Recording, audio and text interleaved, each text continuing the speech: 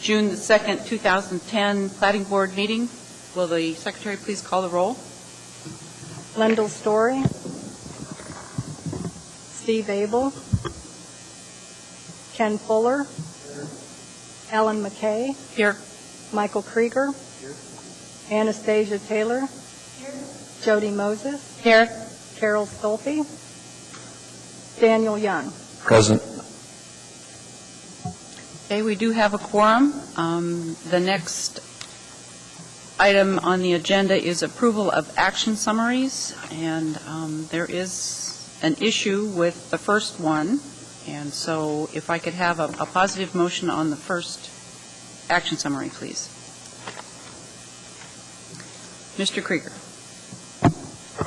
Move to approve the summary of action item B1A for Wednesday, May 5th, 2010. With the correction? No, just, I thought we were going to... Discuss it? No, I thought we were going to vote it, motion it, and then vote it down, and then, because it's not correct. And Well, then we're you going to can go on to the next... approve it with the correction. All right. Well, I'll withdraw that first motion, and if I still have the floor, I'll make another motion. You do. Move to approve the action summary for Wednesday, May 5th, 2010, with the correction on item F1B for case S11496-4 Eagle Crossing subdivision, changing the word approval of to the words denial of. And Ms. Moses seconds. Is there any objection to the motion? Seeing none, the motion passes, and the approval of action summary for Wednesday, May 5th, 2010 with correction is approved.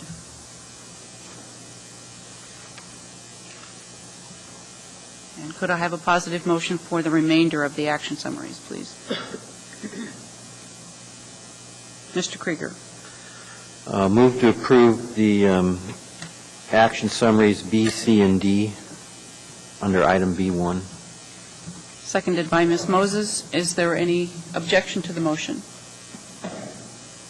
Seeing none, the motion passes and the action summaries are approved. Next order of business is approval of minutes, and we have minutes for Wednesday, March 3rd, 2010. May I have a positive motion, please?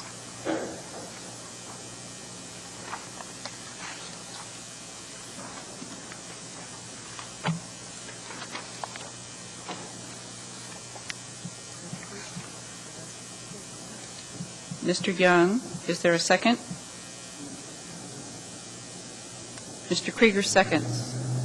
Is there any objection to the motion? Not objection, just a discussion. These are labeled draft. I haven't, the ones that we normally approve aren't labeled draft, are they? That's more to the chair. If nobody else has a problem with it, but usually the minutes that we approve are final. I've seen them with draft. Okay. Before. I don't have a problem if you don't. Okay. Problem? Point of order. The draft minutes should always be labeled draft until they're approved by the Platting Board.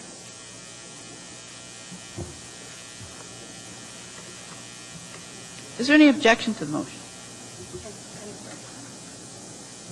Seeing none, the motion is approved and the minutes are approved.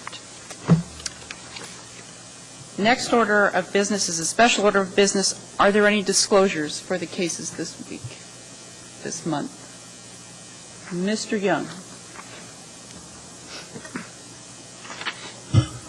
In the case of S10625-10, Gravity Hills Estates, lots 1A and 1B, my firm has worked with the presenter's firm on many projects. I have no financial or personal interest in the matters before the board tonight. I can remain impartial in fact and action as a member of this board without personal bias. My past involvement and personal interest will not prevent me from fairly evaluating the facts of this case. May I have a positive motion regarding Mr. Young's participation?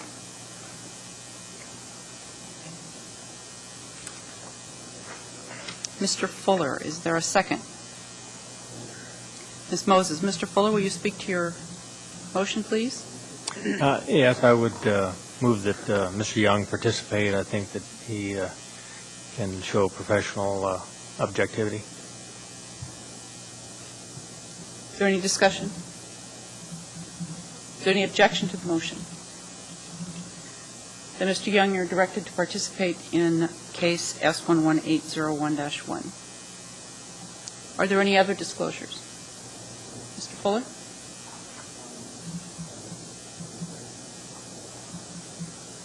The extension on S115. Mr. Fuller, is your mic on? Yes. Oh. On the subject S115475 O'Malley Square extension, I am part owner of a couple other different storage facilities in the other parts of town. I don't see any real conflict, but I think it should be made aware of. Is there any direct financial benefit that you would accrue? I don't see how it could. Okay. I have a positive motion about Mr. Fuller's participation in the case. Not sure which one it is.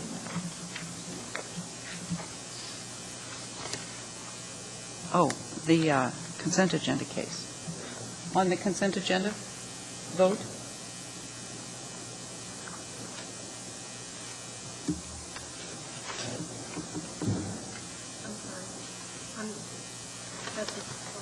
Uh-huh. We haven't done it yet. We're here.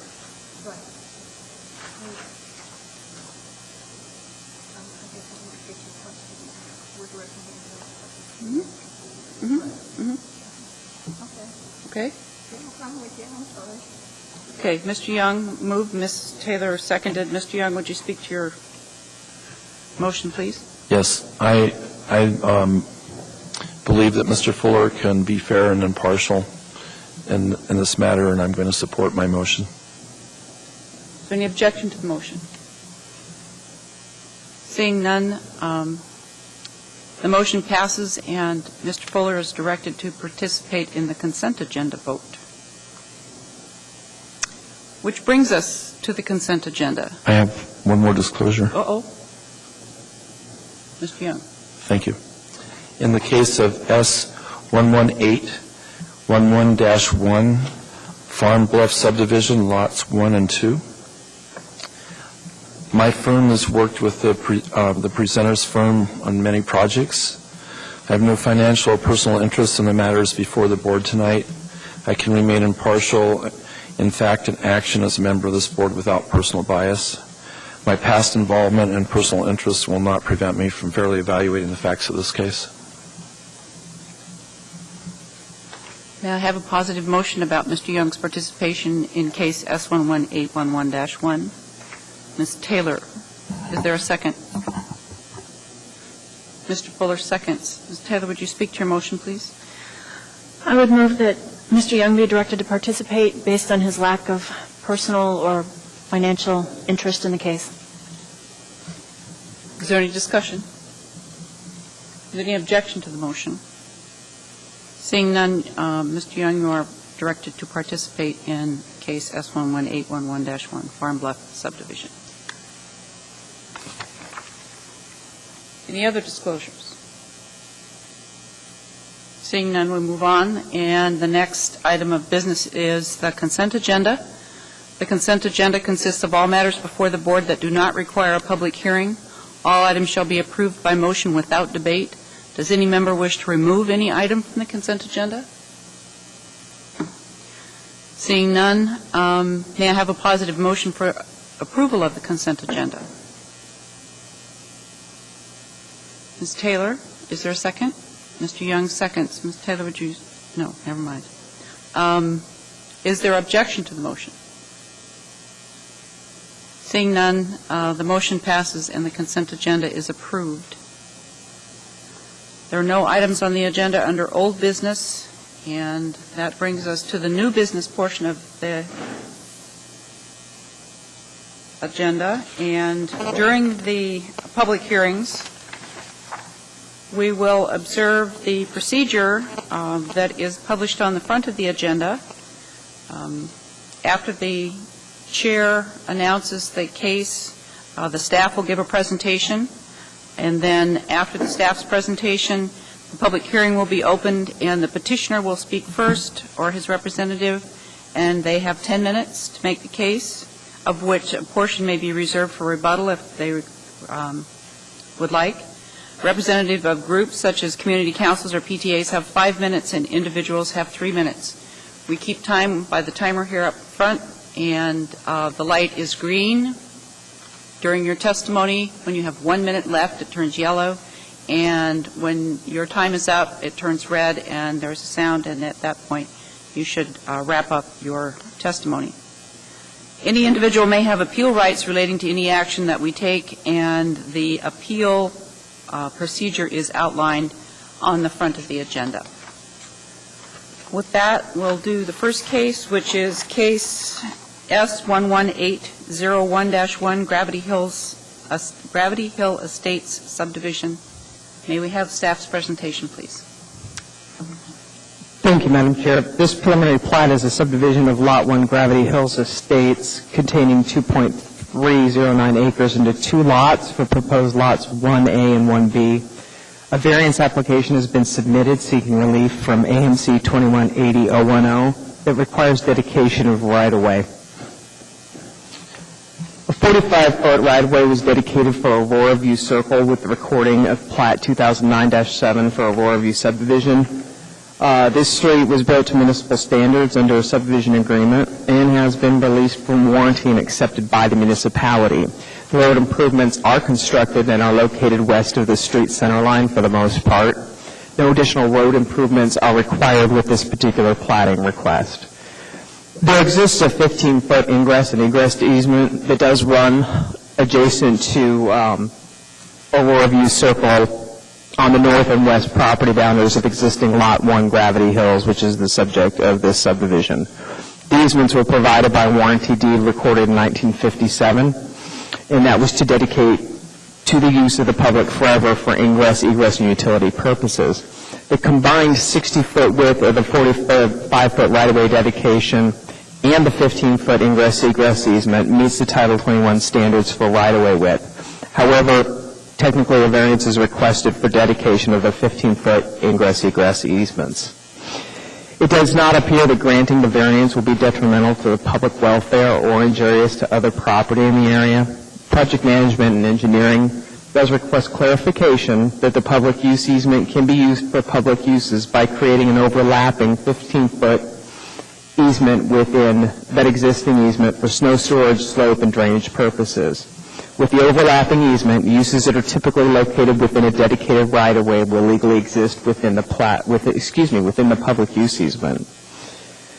The department does recommend approval of the variance from AMC 2180-010 that requires the 15-foot dedication for Aurora View Circle along the west property boundary, and recommends approval of the plat for 18 months subject to conditions 1 through 8 on pages 8 through 10 of your staff packet. Thank you.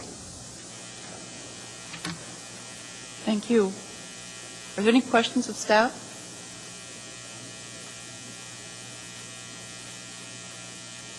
Seeing none, we'll open the public hearing, and could we hear from the petitioner's representative, please? Good evening, Madam Chairman, members of the board. My name is Tony Hoffman. I work with Landtech, and we're representing the petitioner tonight. We went through the staff package, and we had initially wanted to hear this April 7th, but there were some land use issues that we resolved, and I think we've come to a very good place in agreement with all of the conditions that have been set here. So I really don't have anything to add or any changes to make. That's it. I reserve my time for rebuttal. You have 9.5 minutes. Okay. Are there any questions of Mr. Hoffman?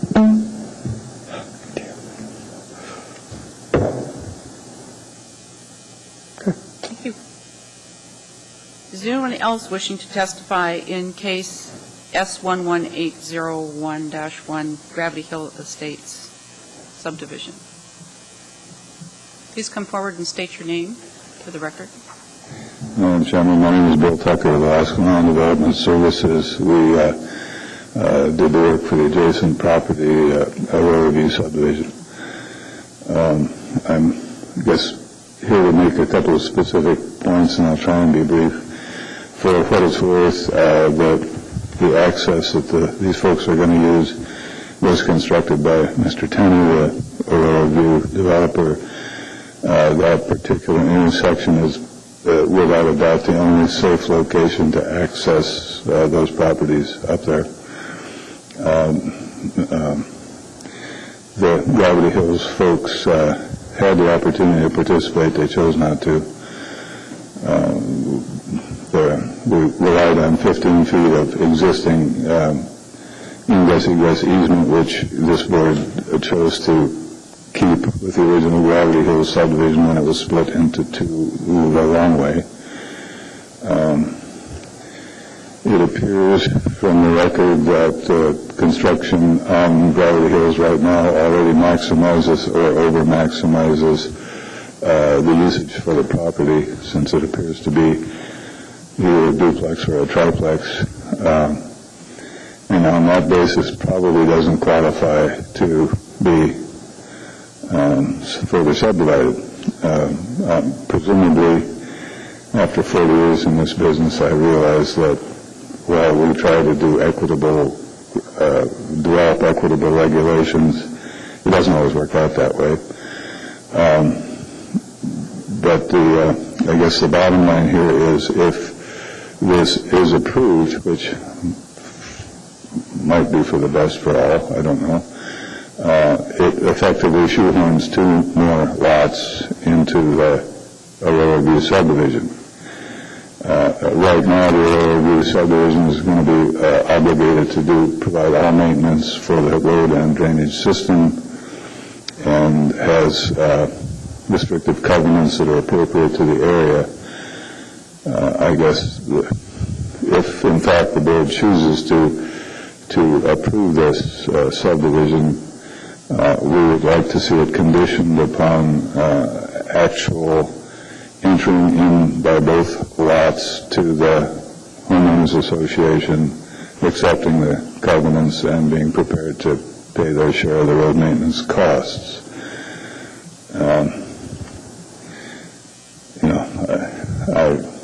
I'm of two minds on this.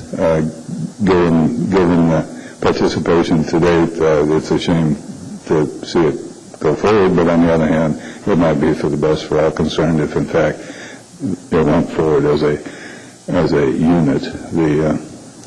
We'll probably resolve some of the drainage issues that we have up there, and a number of other things if, in fact, the property were subdivided. I'd be happy to answer any questions. Are there any questions of Mr. Tucker? You referred to two additional lots being added to the street? That is presumably where the access for the Gravity Hills lots will occur.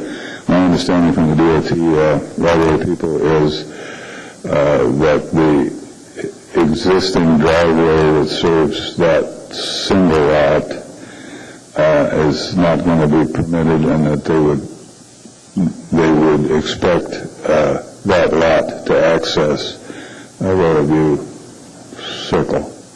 The second lot, of course, has no other access. The proposed lot, I don't see that happening, but I don't see an access for the second lot either. But it seems that you're only adding one lot to the load. I have to apologize. I couldn't hear you. Maybe staff can be more accurate. Are they adding one or two access points on Aurora View Circle? Through the chair, at this time, the existing access from proposed Lot 1A will be moved over onto Upper Huffman Drive. Lot 1B will be accessing off of Aurora View Circle. Madam Chairman, Mr. Foote, for what it's worth, my understanding is that's not actually what the Department of Transportation thinks is going to happen.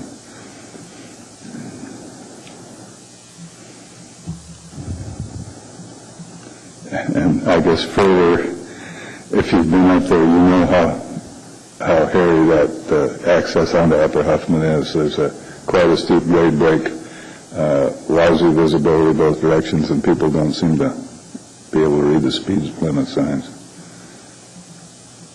Any other questions of Mr. Tucker? Mr. Krieger. Thank you, Madam Chair. Through the Chair, Mr. Tucker, thank you for your comments. I was trying to figure out which side you were going to be on this motion, and I began to follow you when you said you were interested in, if the motion were approved, that it be done with conditions that the petitioner enter into a homeowners association agreement, and I think I heard that right. I don't know whether we can add that condition to, whether the board has the authority to add that as a condition. So I'd invite you to assume that we don't have that authority, and then tell me or tell us whether you still think it would be a good idea to approve the petitioner's request for a variance, assuming that we couldn't compel them to join a homeowners association. Well, we might have the authority. I don't know. I don't think we do, but we do. I guess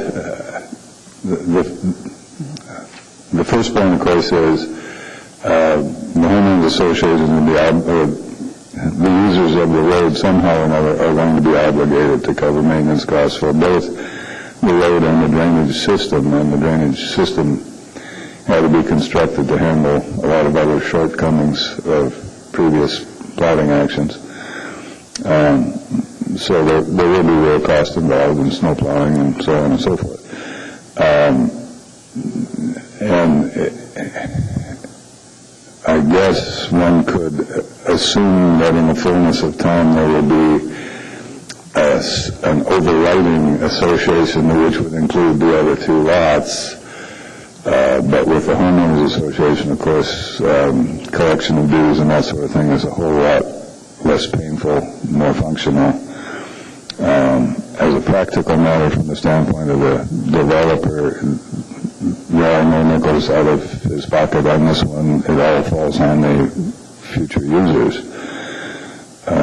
So it might be something that he would even consider being willing to do. But, the secondary issue is we have a series of lots that are going to be constrained by a set of covenants. It would be appropriate for all of the lots in the area to have the same constraint. I guess, having said that, I don't know if you have the authority either, but I certainly hope so. If not, as a practical matter, the single-family home that was built up there was built based on a plot plan which, in fact, didn't represent reality. It's resulted in a well being in the right-of-way. It's resulted in the house being too close to the right-of-way. And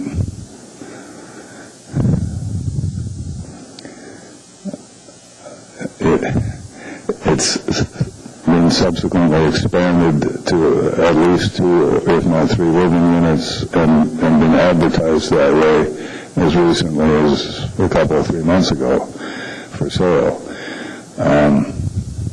If you don't have the authority under the present conditions, they're already at or above the maximum usage of the real estate, and therefore there shouldn't be any question about the approval of the plat, or non-approval in this case. I would strongly object to seeing it approved in this condition, at least partially because no matter what condition you place upon that structures being reconstructed to conform, its basic structure is what it is, and if it walks like a duck and quacks like a duck, I'm inclined to believe it's a duck. Thank you. Any other questions for Mr. Tucker? Thank you very much. Thank you. Anyone else wishing to testify in case S11801-1, Gravity Hill Estates? Anyone at all? Seeing none, Mr. Huffman, you have 9.5 minutes of rebuttal. First of all, I'd like to address the question of the board's authority to force these landowners into joining into a homeowners association. We've been down this road before with other developments, and the board does not have that authority. The municipality of Rikers doesn't have that authority. What you'd be doing if you put that condition on the spot, you would make this landowner have to get agreement from all the rest of the homeowners in the new subdivision. Every one of those landowners would have to agree to that.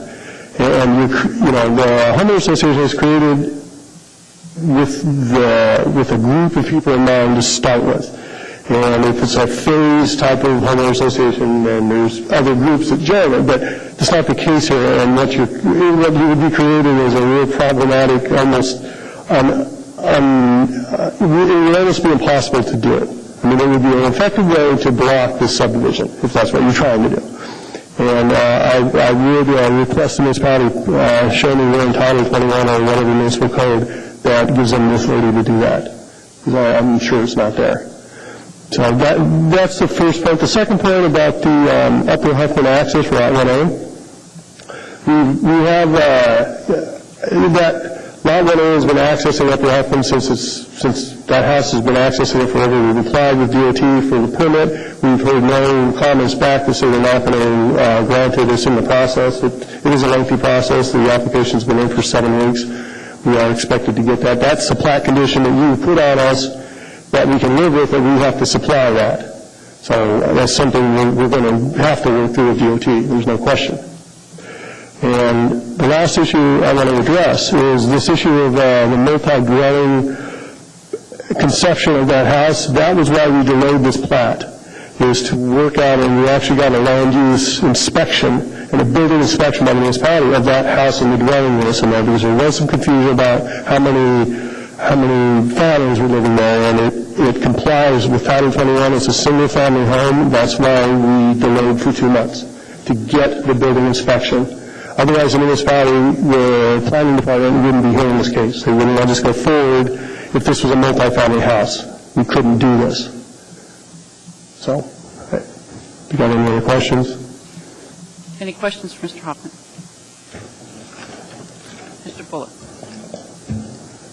So all the Aurora subdivision, they're all about 50,000 square foot lots, and this one currently is 2.5 acres, and so you're basically going to have 2 lots that are similar in size to the rest of the adjoining subdivision? Yes. And now is there, well, that's all. Thanks. Any other questions? Ms. Moses. Through the chair, can you tell me, I do see the inspection report from 2005, but do you have one? Because that one does. The new report, I don't know if that made it in here or not. I think Ms. Chambers may be able to speak to that. Through the chair, the inspection report is not in here. I spoke with Ms. O'Brien this morning. She has spoken with the folks who did the inspection personally and confirmed this is single family. So the report isn't in here, but there's plenty of confirmation that it is. Any other questions? Yes. Mr. Young. Thank you. Hit the button, then I think. Oh, thank you. I have on the map that we have, it shows lots 1 and 2, and I'm trying to figure out which lot is 1A and which lot is 1B. Did you have, okay, on the platting package, I think it's the page, 11A. Page, what is it? 11A. Right. It's left side shows the new configuration 1A and 1B. Thank you. Okay. I have a nice colored picture if you want it. Any other questions of Mr. Hoffman? Seeing none, we'll close the public hearing and the matter rests with the board. May I have a positive motion on the variance?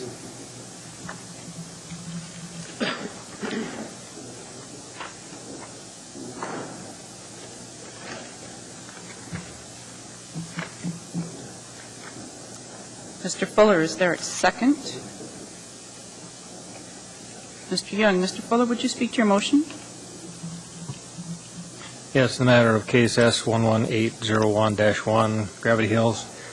I would make a positive motion to approve that variance and subsequently the subdivision.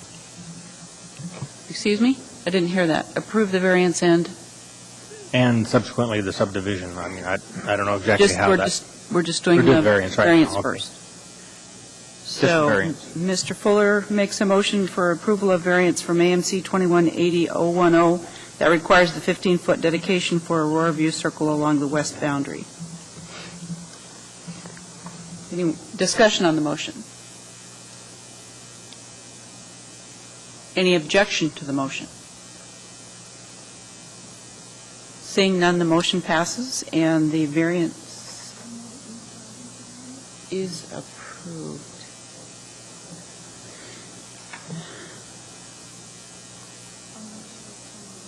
Right.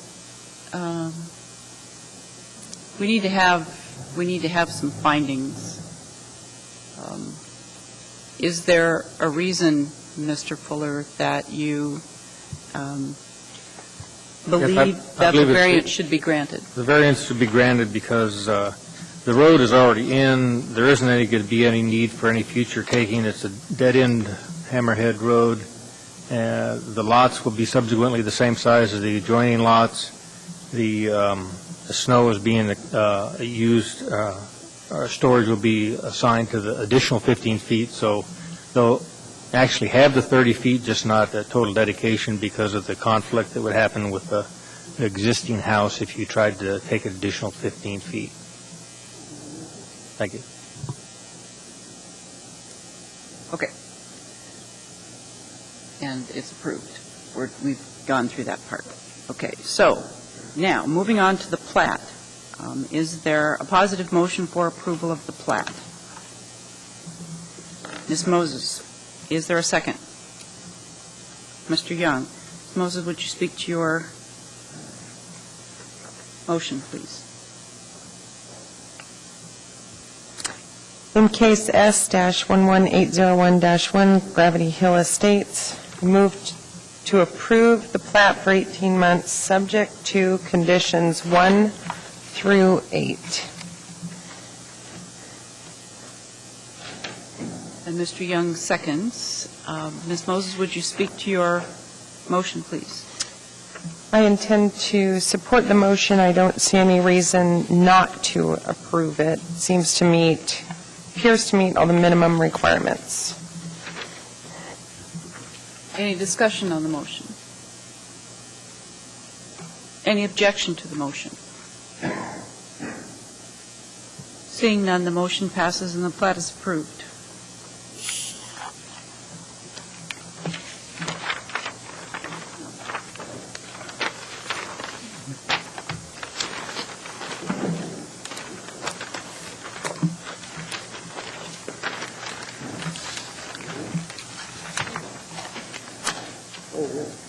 The next case is case S11810-1 Saunders subdivision. May we have the staff presentation, please? Thank you, Madam Chair. I'd like to point the board to an additional memo. It's labeled 7-1B. It's supplemental information for this case. This is a simple subdivision of one tract into one tract and one lot. The only thing that's noteworthy is that a revised plat was submitted after the report was written.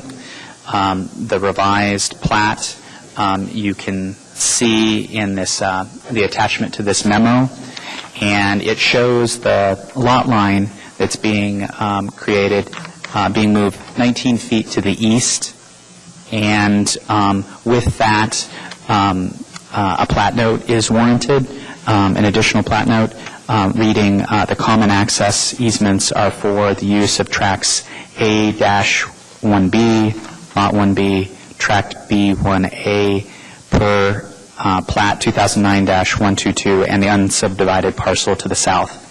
I guess I could also mention that the Traffic Department has reviewed all of the access agreements and is supportive of them.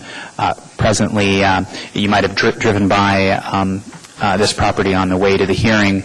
There's an improvement to public places agreement that's being implemented now. You'll see some dirt work is being done, and the common access agreement, the common access easement is being built now through that median on 36th Avenue. I'd be happy to answer any questions you might have. The department recommends approval of the plat subject to conditions for 18 months, subject to conditions 1 through 4. With on page 5, plus the addition of this plat note that's written on the memo. Thank you. Are there any questions of staff?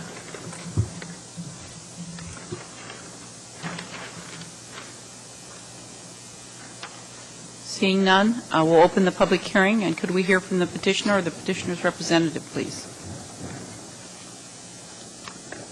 Good evening, Madam Chair and members of the board. My name is Bob O'Neill. I represent the petitioner in this case. We have no objection to the staff recommendations or this additional note per the revised plat that we submitted. So if there's any questions, I'd be happy to answer them or save the rest of my time for a rebuttal if necessary. You have 9 minutes and 45 seconds. Are there any questions? One, yeah. Mr. O'Neill.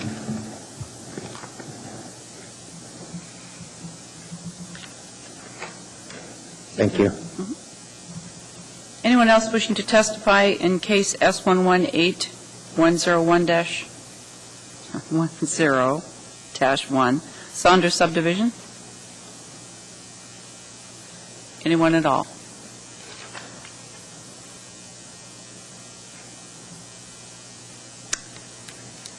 Would you care to use any of your rebuttal time, Mr. O'Neill? Mr. O'Neill indicates that he does not. So we will close the public hearing and the matter rests with the board. Could I have a positive motion on case S118-10-1, Anastasia Taylor? And Mr. Young seconds. Ms. Taylor, would you speak to your motion? In the matter of case S11810-1, Saunders subdivision, I motion for the approval of the plat for 18 months, subject to conditions 1 through 4 on page 5 of the packet. Based on the information presented by staff and the petitioner's representative, I see no reason not to approve this case.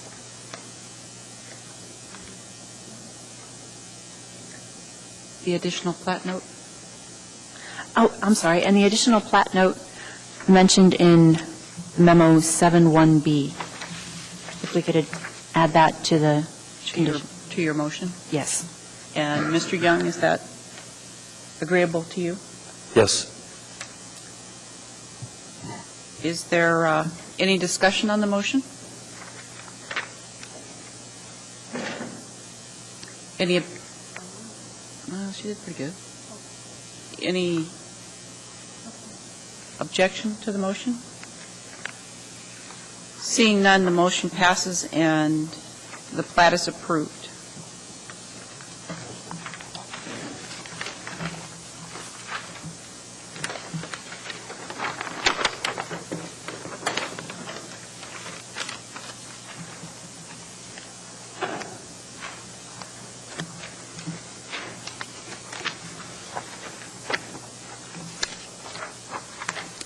Moving on to the next case. The next case is case S11811-1, Farm Bluff subdivision. May we have the staff's presentation, please? Thank you, Madam Chair. This is a request to subdivide a 19-acre remainder portion of Government Lot 2 into 2 lots with variances from the subdivision requirements to dedicate right-of-way, to install public improvements, to provide lot frontage onto a public street, and to provide physical access. The property itself is located south of West Diamond Boulevard, west of Campbell Lake, and adjacent to the Turnagain Arm. The property itself is unsubdivided and is not developed. The plat is submitted as a part of the court order in the Superior Court for the State of Alaska. There are two parcels involved in the court case, Government's Lot 1 and Government's Lot 2, but only Government Lot 2 is being subdivided by this preliminary plat. The purpose of the plat from the court order is to create a 5-acre parcel that is to be conveyed to the McManamans. And on page 11 of your staff packet, you'll see the plat. On the left-hand side is the existing configuration. On the right-hand side, you'll see the proposed Lot 1 on the northwest corner of the 5-acre lot. And if you look on page 12, you can see the petition site and the property to the east, which it says unnamed road and labeled R1. That's Lot 2 that is not subject to this plat, but just for your reference. The Kaisers and McManamans jointly owned Government Lots 1 and 2 since the early 1950s. And there was an agreement recorded in 1992 designating a 5-acre tract to be selected by the petitioner, and the agreement was not signed by all the interested parties, and a suit was brought seeking performance of the agreement that would allow the petitioner to select this 5-acre parcel. Typically, public improvements are required at the time of preliminary plat approval to provide such things as physical access, public utilities to all lots within the subdivision. But the purpose,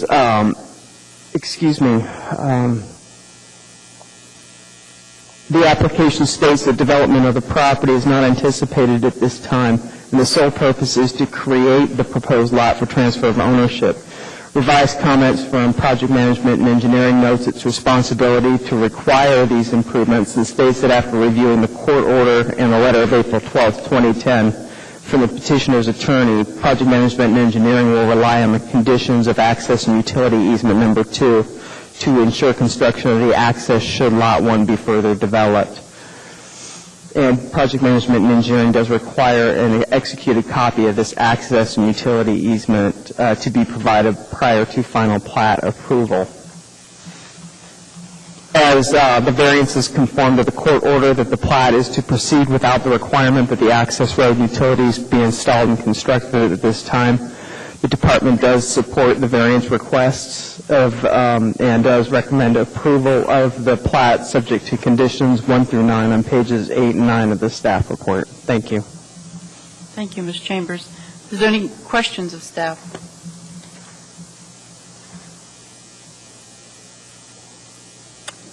Seeing none, we'll open the public hearing, and would the petitioner or the petitioner's representative come forward, please? Good evening, Madam Chairman, members of the board. My name is Tony Hoffman.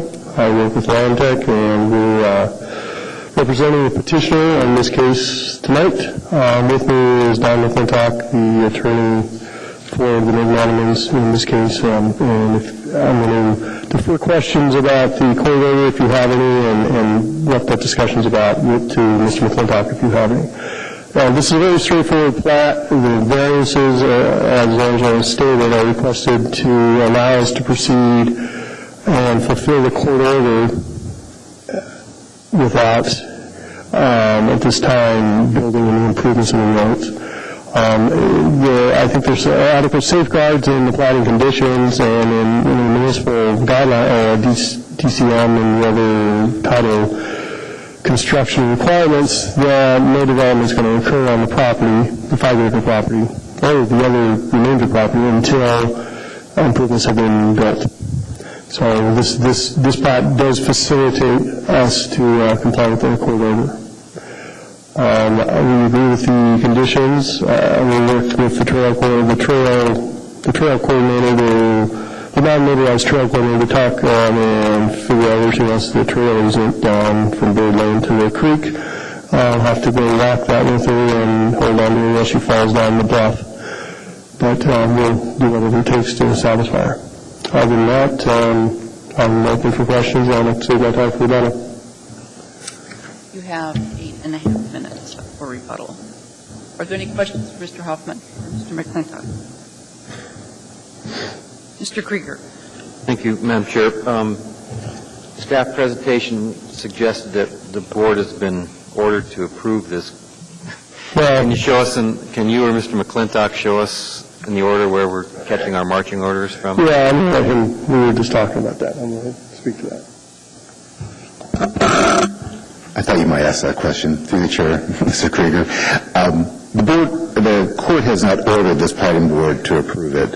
I think that's what's called a principle of comedy. You can appreciate the partition process that led to the creation of this and the order to sell the other 56 acres to the Great Land Trust. Took several years of litigation.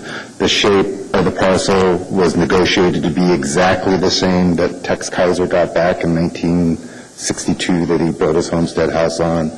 The shape of the easement was negotiated. There's a counterpart easement actually for the 5 acres that the Kaisers have, because right now they're served with a little serpentine goat trail or driveway, if you were. This is on the part that's not being platted. So there's a lot of variables that went into it. But we can't sell the 56 remainder property to the Great Land Trust without this 5 acres being carved out. McManamans have no desire to develop it now. The cost of building the infrastructure, when in fact it may just be sold for in addition to the 56 acres, just seems social waste, frankly. So I think the request from us is for this body to respect the court's order, help us implement the transition, end our years of pain, and move on with a commercial deal that I think will be a benefit to the community.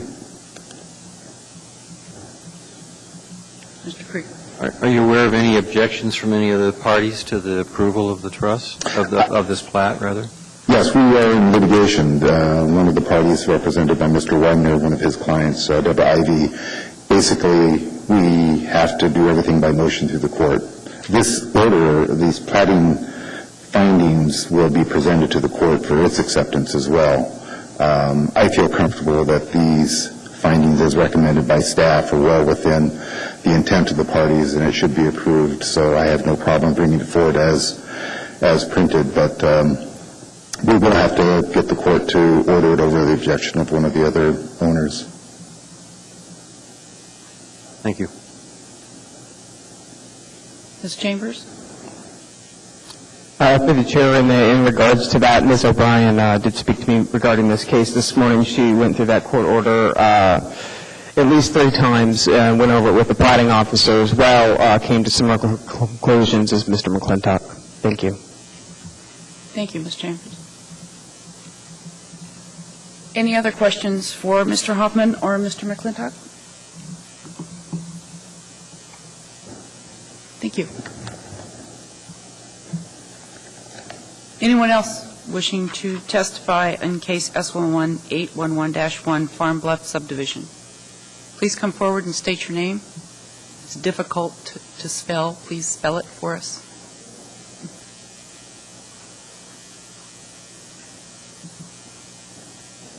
Thank you.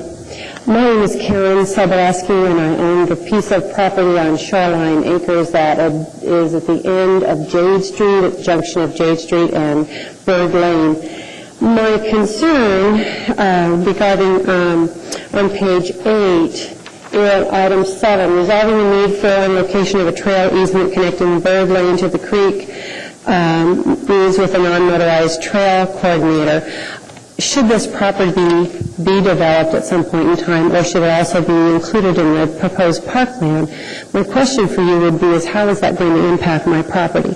My parents owned that property and bought it in 1954, in the early 50s, and my family has owned that consistently since that time period. We did give the municipality a utility easement at the time that Jade Street was extended. So I'm just curious how that would impact that piece of residential property on that corner. It's not really something that the Well, it's resolving a need for a location for access, and I'm just wondering what that means. I know you can't speak to the future, but I'm not interested in having to donate more land. The access would be through the piece of property that we're talking about. It doesn't. Well, it says here, though, that it's coming from connecting Bird Lane, and the only way that I can see that you can connect Bird Lane is right down my property line. the non-motorized trail coordinator works from the municipal, what's the name of that, trail plan that's been adopted, and so Can you tell, where can I find out what that information is, if that would impact my piece of property? you can contact the planning department, Ms. Chambers. Madam Chair, Okay, thank you. the non-motorized trails coordinator would have to work that out with the property owners. They are not, of the lady who just spoke, their property is not a subject to this plat. As you had stated, it would only involve this particular property. Any further action with any properties in the surrounding area would have to be negotiated separately, and we can get you that individual's information after the hearing. Anybody else have any questions for Ms. Sobleski? Thank you for your testimony. Anyone else wishing to speak in case S11811-1 Farm Bluff subdivision? Anyone else? Seeing none, Mr. Hoffman, Mr. McClintock, is there any rebuttal? No, I just wanted to add a comment about Ms. Sawitzky's point. She has a very good point. This is something we deal with, but I don't think her, like Angela or Ms. Chambers stated, this doesn't pose the potential of a right-of-way taking on you. We don't have that authority. The municipality just doesn't have that authority to, when they put an easement. I can sympathize with you because this happens to us in our projects all the time. And it's only going to affect our property, though. So. That's it? Go ahead. Okay. Any questions for Mr. Hoffman? Thank you. Okay, we'll close the public hearing and the matter rests with the board. May I have a positive motion on the variances, please? Mr. Krieger. Is there a second? Mr. Young. Mr. Krieger? I haven't made my motion yet. How do you know whether you're doing a second? Or you're just... Yes, that's true. But anyway. Moving right along. In the case of S11811-1 Farm Bluff subdivision, lots 1 and 2, move to approve the variances.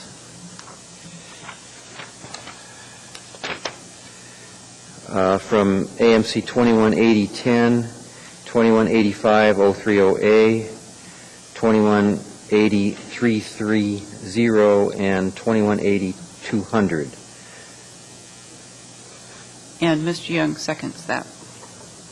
Would you speak to your motion, please? Yeah, I'm going to support the motion. The rationale that was given is, for the first one, that is dedication of streets, is that there's been a court order or stipulation that a court has signed off on, apparently, that a 5-acre parcel can be transferred to the McManamans, and this would be the parcel that gets transferred. And apparently the stipulation in the order approving the stipulation didn't require that there be an access road and utilities. So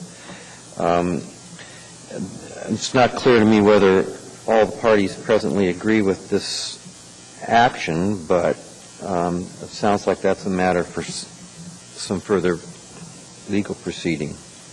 So I'm going to support that variance. As to the other 4, there didn't appear to be any differing reasons why they shouldn't also be approved. So I'll support all 4 of them. Is there any other discussion about the variances? Mr. Young? Thank you. I also intend to support this motion. I want to add that it appears that the standards for these variance requests have all been met, and therefore I will support this motion. Any other discussion?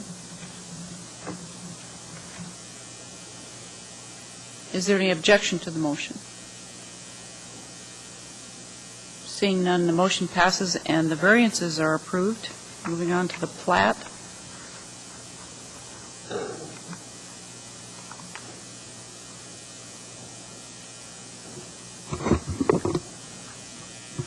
Mr. Krieger? In the same case, S11811-1, approve the plat for 18 months subject to the 9 conditions in staff's recommendation. Is there a second? Mr. Young seconds. Mr. Krieger?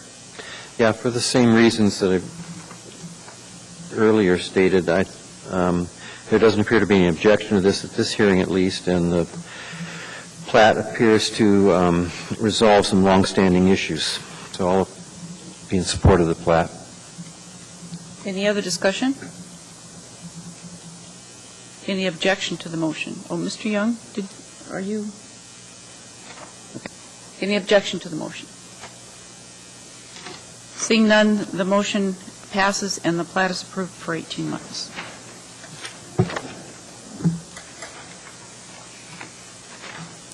Okay, last case on the agenda.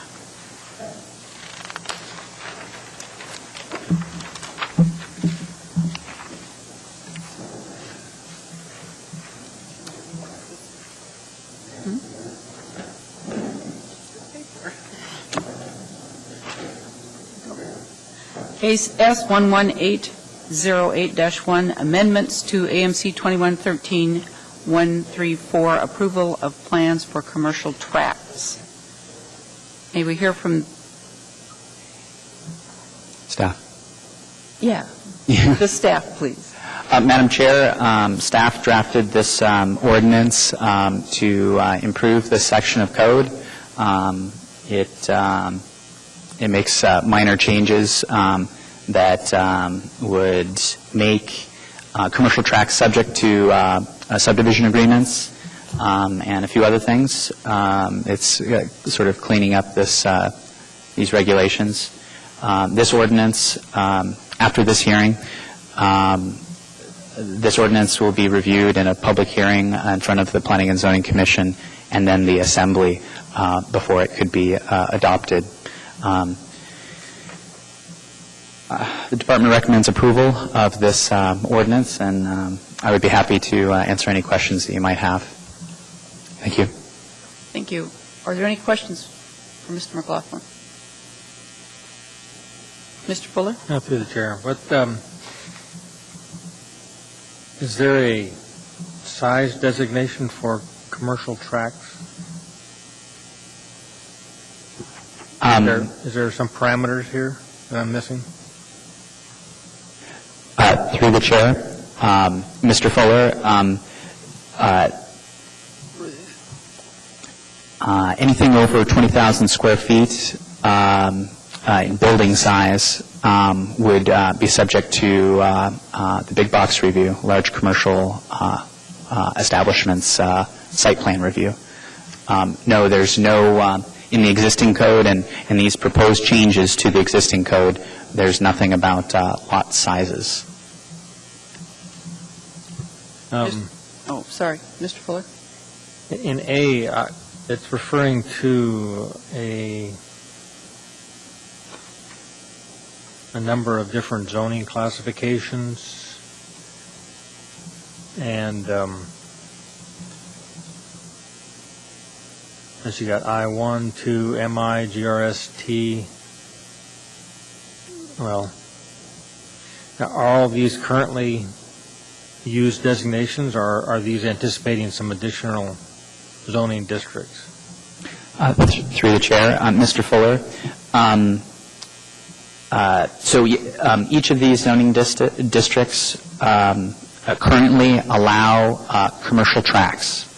And the only change here is within the brackets around the I, that deletes I, and because it was intended to mean both light industrial and heavy industrial.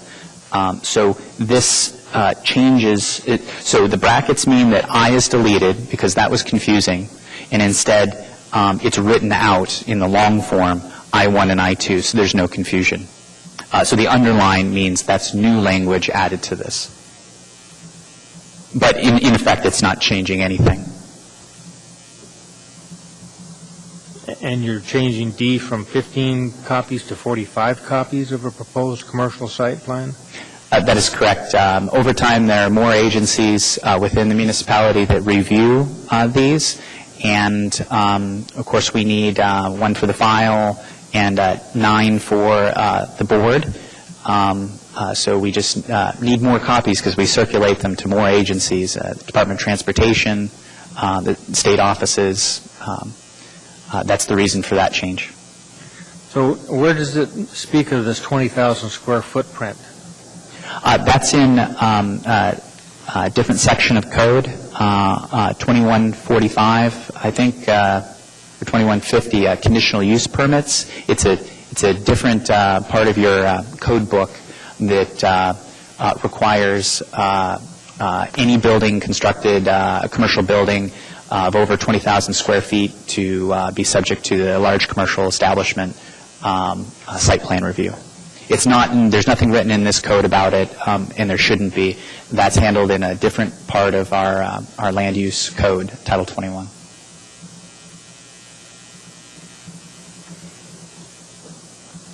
Thank you. Mr. Krieger? Thank you, Madam Chair. Through the chair to staff. I may be dumber than the rest, but I need to be walked through this a little bit more slowly to understand what you're asking us to do.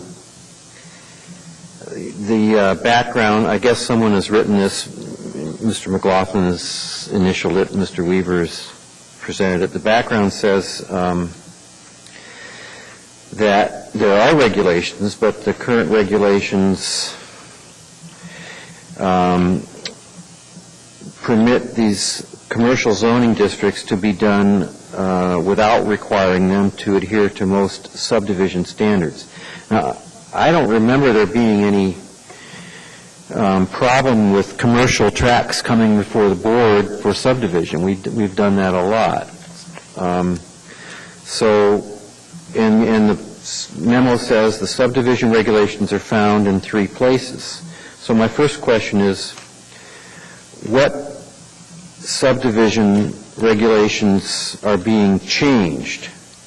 Could you summarize for us what the top 5 subdivision or any of the subdivision standards that are being changed by this proposed ordinance are? Let's start there.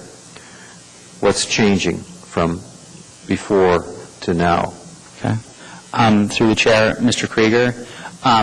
So the subdivision regulations are found in chapters 2175, 2180, and 2185. Yeah, I got that part. Okay. What's being changed? Nothing is being changed. Well, why do we have this then? Nothing's being changed within the subdivision regulations. Commercial tracts are not subject to the subdivision regulations, and in a different section of Title 21, in this section 2115, Chapter 15 talks about a way of creating commercial tracts without having to adhere to the subdivision regulations. And it's true the Platting Board has reviewed some of these cases, and Planning and Zoning Commission has reviewed a lot of them recently, or more of them, because they tend to come in at the same time as a site plan review or some other type of review, and they've been heard concurrently in front of the Planning and Zoning Commission. But presently, if a developer wants to create commercial tracts, they are not required to be reviewed as a public hearing. This ordinance makes it a public hearing. That is to say, people from the neighborhood or anyone from the public would be notified in the newspaper, would receive public hearing notices, and could come and speak to whether or not they support this subdivision. Can I interrupt you there? I mean, haven't we had commercial tracts where people have shown up and opposed it or yay or nay on it? It's been on the consent agenda, hasn't Through the chair, Mr. Krieger, there was on the consent agenda. I can't speak to whether or not you might have pulled it off the consent agenda and made it regular agenda and therefore had someone testify. But those people wouldn't have been notified with signs. They wouldn't have received public hearing notices. They may have heard, but they would have had to be pretty smart or pretty on top of things to find out. What about Walmart? I mean, the one over the Walmart issue that came up again and again over in East Anchorage, wasn't that a commercial tract that we have public hearing on? But that was a subdivision as well. Through the chair, Mr. Krieger, that's a big box review because of the size of the building, the large commercial real estate retail establishment. So how, I'm oriented to that. Now tell me how this changes. What is going to change if this goes through us? Well, if you have a Walmart like that, then nothing changes. But if you have commercial tracts that are smaller size buildings, smaller than 20,000 square feet in size, then and not subject to that large commercial retail establishment site plan review, now the change is that your commercial tract subdivision would be heard as a public hearing in front of the Platting Board, and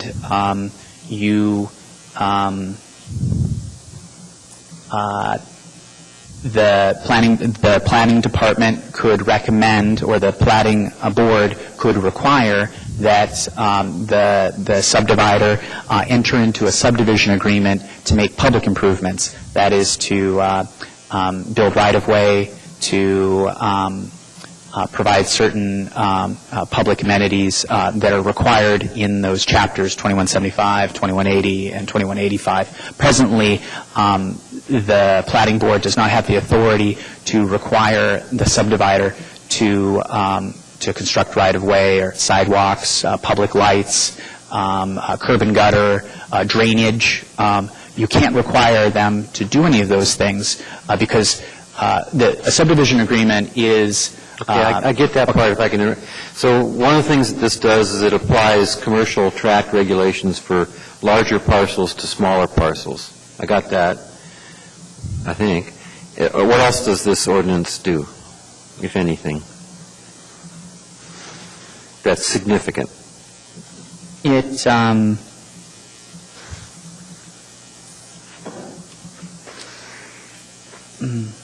through the chair, Mr. Krieger, on page 6, you can see these are some substantive changes. It adds 5 standards of approval, which are presently not there. And the first one is that they have to comply with subdivision regulations. We've talked about that, entering into a subdivision agreement. The second standard is that it has to be consistent with Anchorage 2020, the comprehensive plan. 3, it must provide a defined internal street system which shall have pedestrian facilities and landscaping in accordance with the provisions of this title. Streets shall allow vehicles to travel into and within the development. Driveways shall access parking areas. Curb cuts shall be minimized. 4, it deals with landscaping and transitional, providing landscaping so that there's some sort of cohesive site plan. 5 is more about pedestrian amenities, which is, and actually 5 is already in the revised, is in the provisionally adopted, well, actually all 3 of those are in the provisionally adopted Title 21. So these are just sort of generally accepted good site plan standards of approval. So that is to say that if a subdivider wanted to, if you had a tract of land that was in one of these zoning districts that's listed on page 3, the RO district, the B1A, B1B, all these zoning districts. If you wanted to subdivide through this process, through the commercial tracts process, and you wanted to, so you had several, you take one tract and you create 3. They would have to relate to each other in one way or another. There would have to be a defined sidewalk connecting them. They could still have the shared parking agreements and other sort of benefits of this section of code, but they would also be required to have some sort of a defined internal circulation system for traffic and for pedestrians. They couldn't just sort of say to the Platting Board, we're going to plop down a square of a building and not show you where the parking will be, not show you where sidewalks will be, not show you where the streets will be. They'll have to think this out and show it to you. That and making this a public hearing are really the only substantive changes that I see. Thank you. Ms. Chambers, did you have something to add? Through the chair, yes. Just I can speak to this from the point of view of the commercial parking lot site plans that have been seen by the Planning and Zoning Commission recently. When they're part of a large retail establishment, they're required to go to the Planning and Zoning Commission. And they're generally pulled off the consent agenda and heard with the public, heard with the large retail establishment, which is automatically, as Mr. McLaughlin said, a public hearing. However, we've been able to get these amenities that are not part of the code now that are required in a normal subdivision. We've only been able to get them through the large retail establishment standards and through, at times, a ton of negotiation because it is not required. Because of the large real estate or the large retail establishment requirements, these are a part of those. Some developments, depending on the developer, it's very easy. They want to do a public type street development and things like that, and they want to provide the landscaping buffering between developments and the parking lots, et cetera, and do a very nice unified development. And some don't. It's a lot more difficult depending on the one. So without having these standards codified, it doesn't apply to all of them across the board. Thank you. Mr. Fuller? Yes. Currently, they're under conditional use permit classification. Through the chair, a large retail establishment. That's a large retail establishment is not a conditional use; it's a site plan review. It's under 2150, correct? I thought you said that they fall under the conditional use in order to currently do these projects. No, they are a large retail establishment is a site plan review, public hearing site plan review by the Planning and Zoning Commission. So, what current complaints are in the hopper right now that motivate this desire to take additional control of private property? Through the chair, we've had, at times, with certain mall developments, Specifically, there are several that will just show the building, will not show any of the development. We have no idea how internal circulation relates to each other. We have no idea what standards the internal drives will be built to, and if they are going to provide sufficient access in between buildings, pedestrian and driveway access. To meet code, it also does not allow public comment, which has been a problem in certain areas. Alyeska area has been a problem. Alyeska. So anything in Anchorage? Anything in Anchorage. There have been, as far as public testimony, I am not entirely aware of. However, there has been some in Midtown with some hotel developments that have not been developed at this time that have gone away due to the economy, where they did not show these different items that are being required here now. We did not have the internal street system. We did not have the landscaping and screening that between the buildings, between developments, as a normal subdivision would. So, internal street, does that mean you control the streets inside, or would that then become part of the public road system? Yeah. Through the chair, it does provide a defined internal street system. These are, they are private streets, and we work those out with the petitioner, their private drives. They are not publicly dedicated rights-of-way unless it is determined by the municipal engineer that there is, that's the only access, basically, out of it. But this is sort of similar in a way to the condo ordinance, the site condo ordinance. When we had many condo developments coming in that did not have really any developed internal drives in a way that could handle a lot of the emergency access, extra parking, things like that. This is sort of a commercial version of that. It depends on who the developer is when they're developing it. Sometimes we just do not get the things that that other developers will have to provide. So you will approve a building over 20,000 square feet without knowing where the parking is currently? Through the chair, no.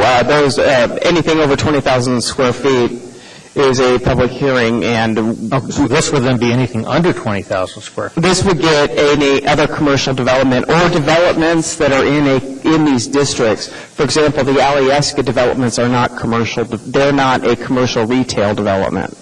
The large retail establishment is just over 20,000 square feet of retail development. That's the only time they go to the Planning and Zoning Commission, and that's the only time there's ever any public testimony allowed.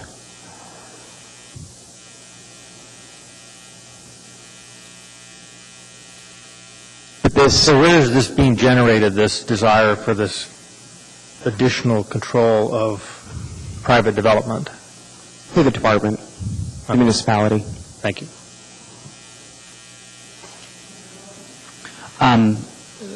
Madam Chair, I don't know how often the Platting Board has reviewed ordinances and recommended them for approval. I think ordinances are heard by the Planning and Zoning Commission from time to time, and then effectuated by the Assembly. The department felt that this ordinance should be seen by the Planning Board before it's taken to the Planning and Zoning Commission, because it's under review by the Platting Board, frequently.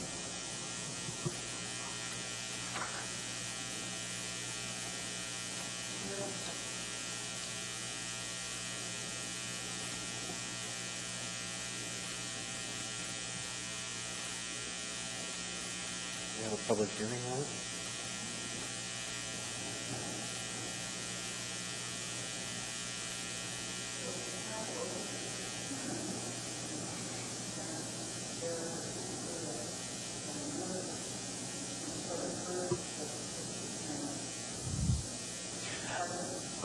Yes.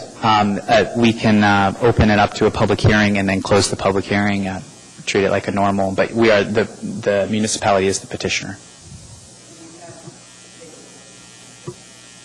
Yes, we have.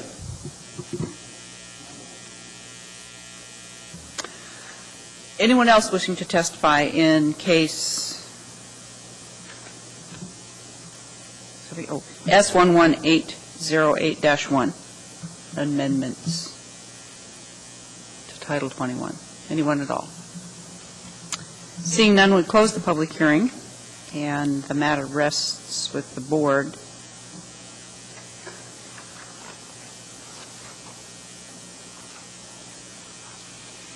There's only one thing that I'd like to clarify, and that's at the bottom of page 2 where there is the department recommendation. It is 2115-134, isn't it, not 13? That's correct. Okay, thank you. All right, Mr. Krieger, you would like to make the motion? Yeah, what is it we're moving? In this case, S11808-1, Commercial Tracts Ordinance,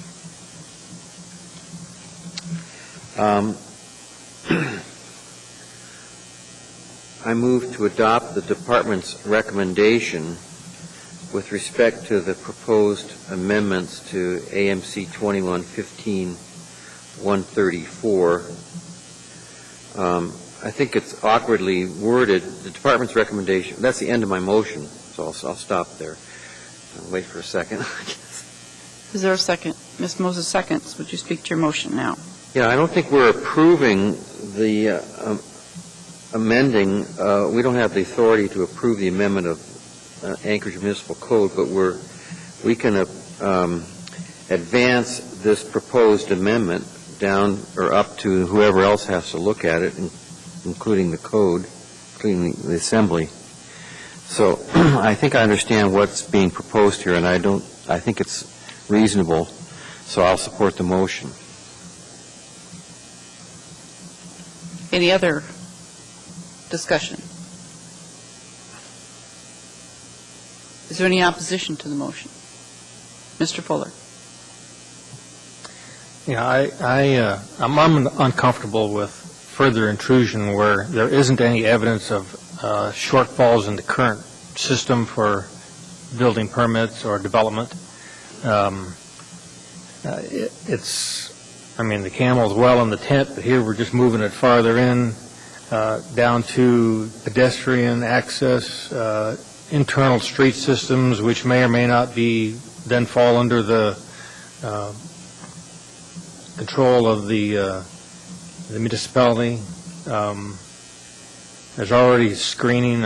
It comes up every time, screening and development and road access, and I just don't see where an additional layer of limitations need to be added at this time in our community. Thanks. Ms. Moses? Madam Chair, I intend to support the motion. My thought and comments overall and in reaction to Board Member Fuller's comments, or maybe just an extension of, I think there are some significant cases in point here in the municipality that can be referenced and have been topics of discussion in the commercial development community that I've been privy to, and that would be the GCI and Arby's development at C Street between Northern Lights and Benson, as well as across the street where I don't know what the real name is, but the Key Bank building and then the new structure. So over the years, this issue, if you will, has come up. I perceive these changes to take the burden off of the municipality/citizens/taxpayers to go out and assess these plans and tracks, these smaller ones, where rather than put that on the private developer, just as the large commercial developer or the residential developer has to come in with a full plan. I feel like at this point, every board and the municipality approved these smaller commercial plats without the full picture. It's a very, very small picture. We don't know where pedestrians are going to travel. We don't know how the parking, and I think as we drive, particularly Midtown, that there are examples. That's it. Anyone else? Okay, since there is opposition to the motion, we need to vote. A positive vote would signal our support for these proposed amendments, and a no vote would say that we're not going to.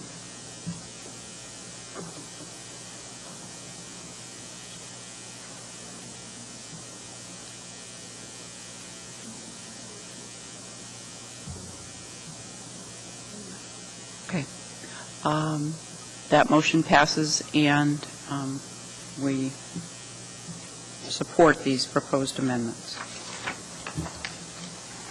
by a vote of 5-1.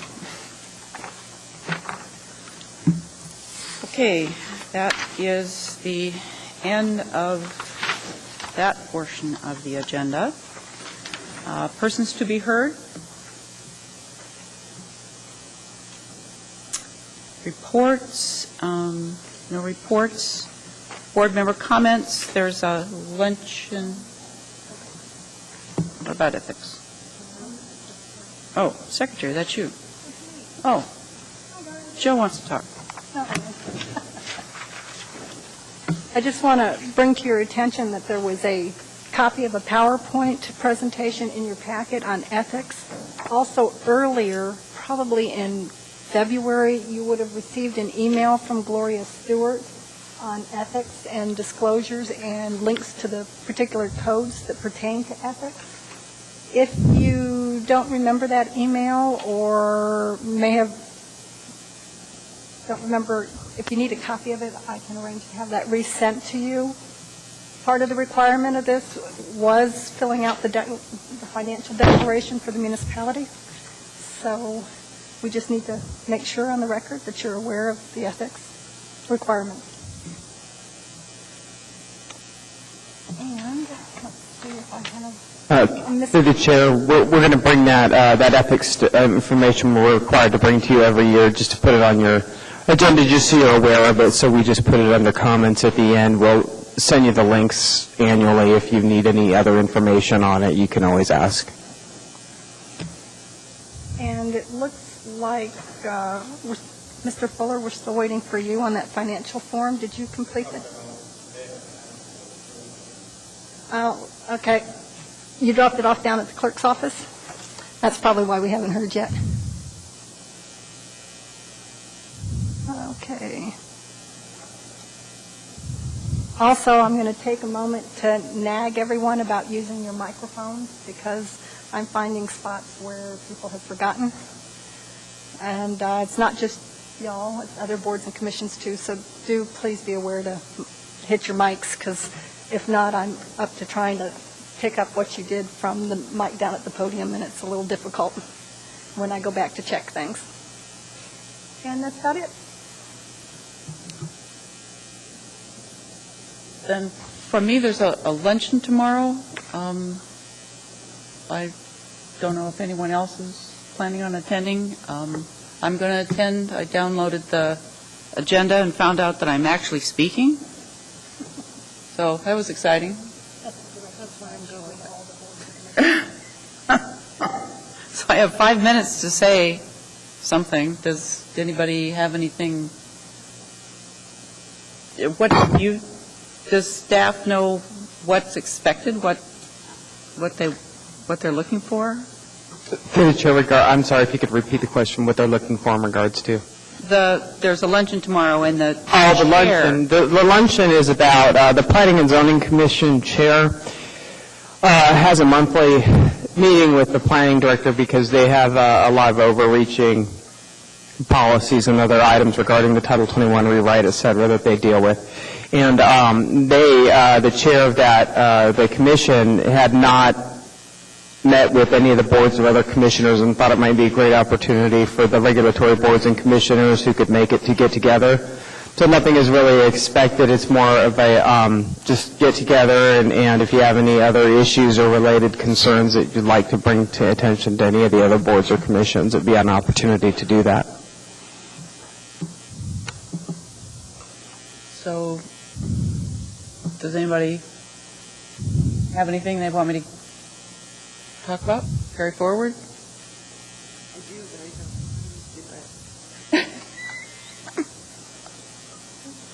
Okay, we'll talk later.